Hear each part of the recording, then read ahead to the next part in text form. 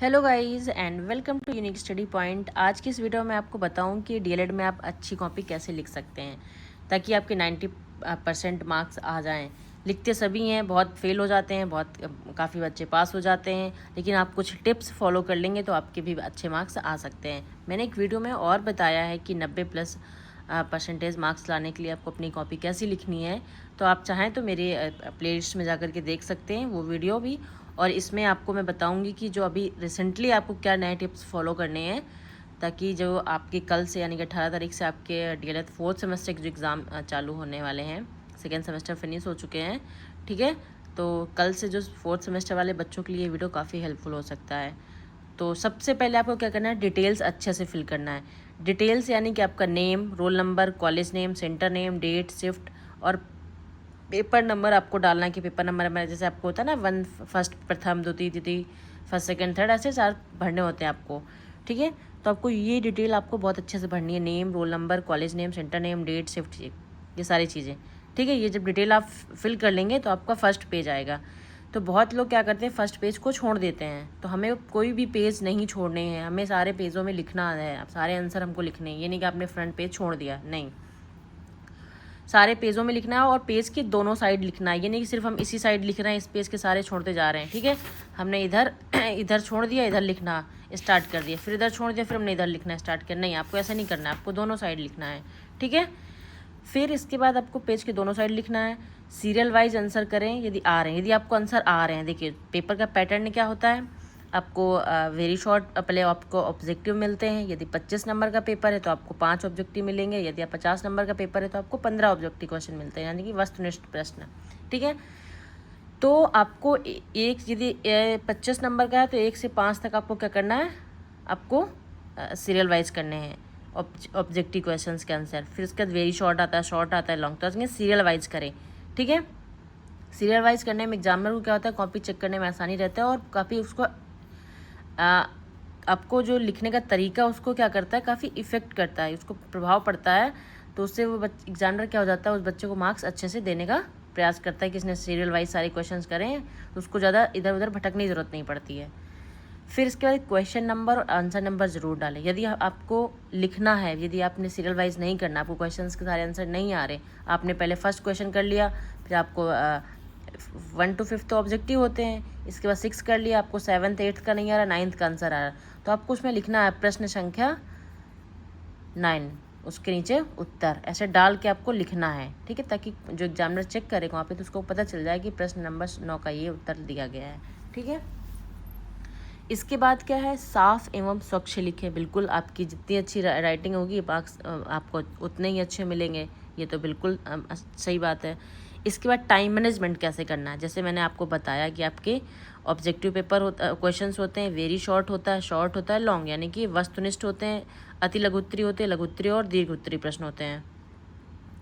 यदि आपका 25 नंबर का पेपर है तो आपके 5 ऑब्जेक्टिव क्वेश्चन आएंगे, ठीक है। यदि आपका 50 नंबर का है तो आपके 15 ऑब्जेक्टिव क्वेश्चन आते हैं, तो ठीक है। तो सबसे पहले आपको क्या करना है, इन ऑब्जेक्टिव क्वेश्चंस के प्रश्न नंबर डाल करके आंसर छोड़ देना है।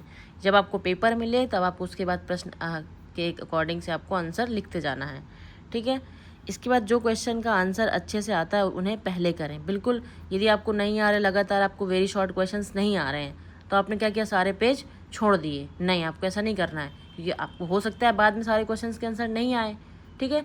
तो आपको पहले जो जो आ रहे हैं अच्छे से उनको अच्छे से लिख दें, ताकि जो बाद में आपके क्वेश्चंस बचते हैं आप उनको अपनी लैंग्वेज में भी लिख सकते हैं, लिख देना चाहिए। कोई भी क्वेश्चंस के आंसर हमें छोड़ने नहीं चाहिए, कोशिश करो कि हमें कोई भी क्वेश्चंस के आंसर नहीं छोड़ने हैं।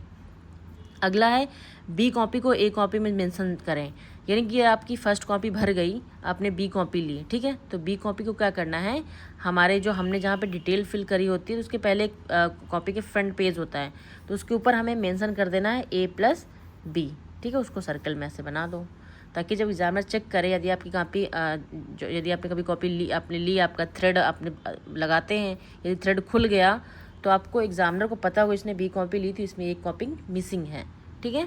तो इसलिए आपको A+B, यदि और कॉपी लेते हैं तो C, D ऐसे मेंशन कर देना चाहिए, ताकि उसमें पता होना चाहिए कि इस वाली कॉपी के साथ 2-3 कॉपियाँ और थीं जो अभी क्या हो चुकी हैं, मिस हो चुकी हैं, बहुत हो जाता है, कभी कभी थ्रेड खुल जाता है, जो धागा हम लगाते हैं गांठ वो खुल जाता है, तो बच्चे की क्या होती है कॉपियाँ मिस हो जाती हैं, जिससे पता रहता है। ठीक है, अगला क्या करना है अब देखिए आपको जैसे मैंने बताया इसमें कि अब ऑब्जेक्टिव क्वेश्चन लिखा तो प्रश्नोत्तर संख्या 1 आपको उत्तर जब तक आपको पेपर नहीं मिलता है, सब डिटेल फिल करने के बाद आपको पास टाइम बचता है, तो आप सबसे पहले पेज जाइए, नेक्स्ट पेज में ऑब्जेक्टिव क्वेश्चन डालिए, यानी कि वस्तुनिष्ठ प्रश्न डालिए। उसमें प्रश्न संख्या 1 का एक लाइन छोड़ दी ताकि उत्तर जब आपको पेपर मिले तब आप फिल करना। प्रश्न संख्या 2 उसका उत्तर के लिए लाइन छोड़ दो। इसी तरह के आपको सारे क्वेश्चंस करने होते हैं, जितने भी ऑब्जेक्टिव आपके क्वेश्चन दे रखे हों। इसके बाद आपको शॉर्ट करने होते हैं, अति लघुत्तरी प्रश्न करने होते हैं। यदि आपने अति लघुत्तरी भी 1 वर्ड के ही होते हैं, ठीक है, उनको भी लिख के छोड़ सकते हैं। नहीं आ रहा है तो एक लाइन छोड़ दी, बाद में कर लिया। शॉर्ट क्वेश्चंस में क्या होता है, उसमें एक आपको लिमिट दे रखी है, 3 शब्दों में लिखना है, 30 शब्दों में लिखना है, 50 शब्दों में लिखना है, 200 शब्दों में लिखना है। यदि आपने शॉर्ट क्वेश्चंस कर रहे हैं, आपको 30-40 शब्द हो गए, आपको पूरे 50 शब्द में नहीं आ रहे हैं, तो आप 3-4 लाइन लिख करके छोड़ सकते हैं वहाँ पे। ठीक है, अगला क्वेश्चन करिए। आ रहा है, बाद में टाइम बच रहा है तो आपने कर लिया, नहीं बचा तो आपने ऑलरेडी 30-35 शब्दों में आपने अपना आंसर लिख दिया है। इसी तरह आपको सारे प्रश्नों के आंसर करने हैं। आपको जो प्रश्न नहीं भी आ रहे हैं उनका भी करने का प्रयास करिए, भले आप अपने शब्दों में ही, थोड़ा बहुत तो पता होता ही है, आप कोशिश करिए आपको कोई भी आंसर क्वेश्चंस के आंसर छोड़ने नहीं है, क्योंकि छोड़ देंगे तो आपको 0 नंबर मिलेगा, ऑलरेडी आपके माइनस में हो गए। ठीक है, इसलिए लिखने का प्रयास करें कि आप सारे क्वेश्चंस के आंसर जरूर करें। ठीक है, आपने क्या किया, लॉन्ग जैसे आपने क्वेश्चंस करना स्टार्ट किया, ठीक है, उसमें आपको लिमिट होती है 200 शब्दों में लिखना है, 250 शब्दों में लिखना है, 150 शब्दों में लिखना है, तो आपको 50-100 शब्दों के आंसर आपको एग्जैक्टली पता है। ठीक है, 2 करने होते हैं, 3 करने होते हैं, तो आपने 50-50, 60-60 शब्दों में लिख करके पहला छोड़ दिया लॉन्ग, उसके बाद 3-4 लाइन 5 लाइन छोड़ दी। आ रहा है तो ठीक है, नहीं आएगा तो इतना तो कम से कम लिख लिया है मैंने कि आपको 10 में से आपको 5-6 नंबर मिल जाएंगे। ठीक है, फिर इसके बाद नेक्स्ट क्वेश्चन करो। ठीक है, उसमें भी आप लिखने का प्रयास करो, थोड़ा थोड़ा लिखो, ज़रूर सभी में लिखो। फिर इसके बाद टाइम बचे तो आप हर क्वेश्चन में आप 2-2, 3-3, 4-4 लाइन बाद में ऐड कर सकते हैं। तो मुझे ऐसा लगता है आप इस तरह से अपने आंसर्स को करेंगे कॉपी में तो थोड़ा इफ़ेक्टिव रहेगा एग्जामिनर की दृष्टिकोण में, और आपको भी लिखने में आसानी रहती है। यदि आप जितना सीरियल वाइज करेंगे, सीक्वेंस से करेंगे, आपके लिए भी क्वेश्चन छूटने का कोई ऑप्शन भी नहीं बचता कि मेरा कोई क्वेश्चन छूट तो नहीं गया। यदि आप बीच बीच में उठा उठा के कोई प्रश्न कर रहे हैं तो इसमें आपको भी नहीं पता रहता है कन्फर्म कि मैंने कौन सा क्वेश्चन करा, कौन सा नहीं करा, भी आपको देखना पड़ता है, बार बार पेपर पलटना पड़ता है, बार बार कॉपी भी देखनी पड़ती है। ठीक है, कोशिश करें सीक्वेंस से करें। ठीक है, ये कुछ पॉइंट्स आप चाहें तो इनका स्क्रीनशॉट ले सकते हैं।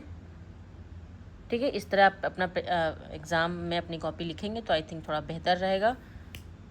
कोई भी डाउट हो तो आप मेरे से पूछ सकते हैं। आई होप वीडियो अच्छी लगी हो, तो लाइक करें, चैनल को सब्सक्राइब करें। Thank you so much for watching this video, thank you so much.